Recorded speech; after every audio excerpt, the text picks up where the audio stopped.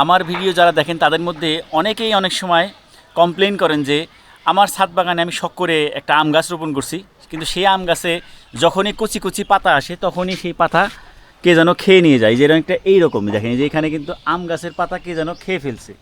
তো এইরকম সমস্যা যাদের হয় বা আম গাছটা দেখা যায় একটু মলিন দেখা যায়, অতটা ভালো হইতেছে না, কিংবা দেখা গেছে যে এই বছরই প্রথম মুকুল আসছিল এবং সেখান থেকে গুটি দাঁড়ায় নাই, সব মুকুল ঝরে গেছে।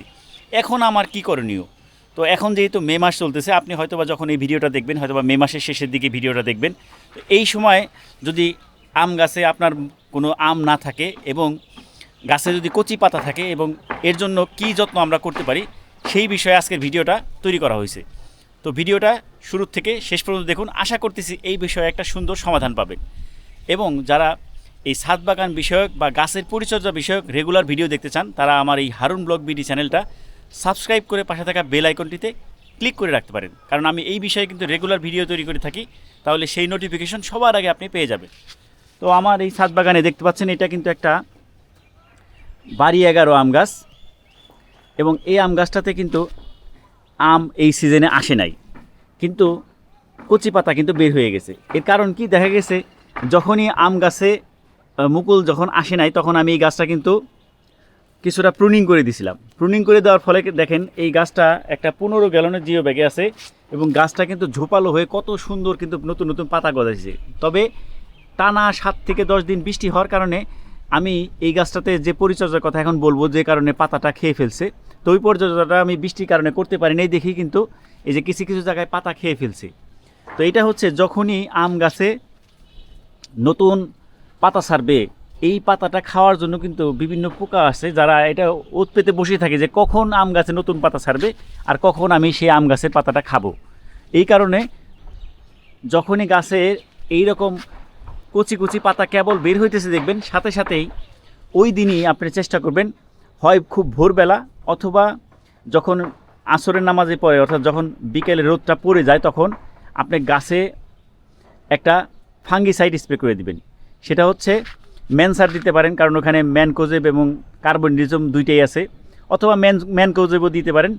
এটা প্রতি লিটারে 1 গ্রাম হারে পানির সাথে মিশিয়ে আপনারা এই গাছে স্প্রে করে দিবেন।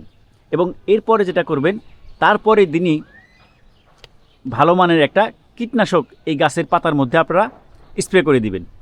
এতে কি হবে, যখনই আপনি এই কচি পাতার মধ্যে এই কীটনাশকটা স্প্রে করে দিবেন তাহলে দেখবেন যে সেই পাতাটা কিন্তু আর খাবে না এবং এই যেরকম সুন্দরভাবে কিন্তু এটা দাঁড়িয়ে যাবে। আমি এই পাতাগুলোতে কীটনাশক স্প্রে করার সুযোগ পাইছিলাম, কিন্তু এরপরে বৃষ্টি শুরু হওয়ার কারণে এই দিকে পাতাগুলো পরে আসছে এবং বৃষ্টিতে আমি কোনো কিছু স্প্রে করতে পারি নাই, কারণ বৃষ্টির সময় আপনার কীটনাশক বা ফাঙ্গিসাইড যেটাই স্প্রে করেন সেটা কিন্তু থাকে না এবং এই সুযোগে কিন্তু ওরা পাতাগুলো ঠিকই খেয়ে ফেলছে। তো এটা গেল একটা সমাধান।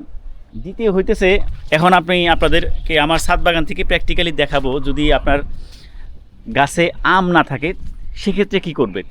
এই যে দেখেন আমার এখানে একটা ব্রুনাই কিং আম গাছ আছে, যে আম গাছটাতে আমার খুব ইচ্ছা ছিল যে আপনাদেরকে এবার আমি দেখাবো যে ছাদ বাগানে পৃথিবীর সব থেকে বড় আম গাছের আম কেমন হয়।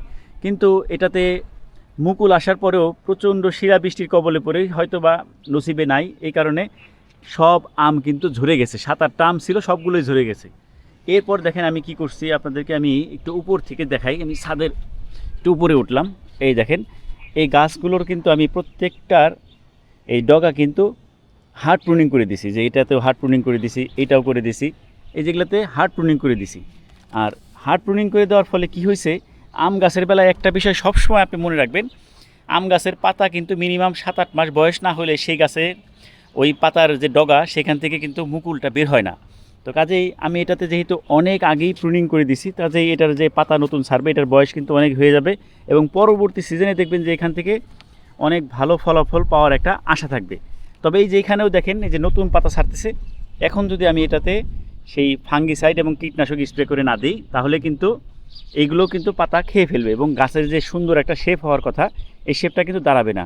এবং এইখানে দেখেন একটা বিষয়, এখানে কিন্তু কয়টা মাথা বের হয়েছে, 1 2 3 4 5, 5টা মাথা বের হয়েছে। আমি কিন্তু 5টা রাখবো না, এখান থেকে দেখবো যে কোন 3টা মাথা খুব ভালো থাকে সেই 3টা মাথা রাখবো, বাকিগুলো কিন্তু আমি ফেলে দিব।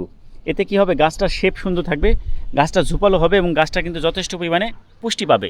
তো এই বিষয়গুলো যদি টুকটাক এই বিষয়গুলো যদি আপনি খেয়াল করেন, তাহলে আপনার ছাদ বাগানে যে গাছটা হবে দেখতেও চমৎকার হবে এবং দেখবেন এটার রেজাল্টও ভালো পাবেন।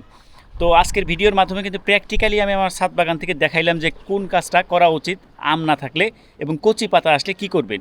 তো ভিডিওটা কেমন লাগলো অবশ্যই কমেন্ট করে আপনারা জানিয়ে দিতে পারেন আমাদেরকে। তো সবাই ভালো থাকবেন, আল্লাহ হাফেজ।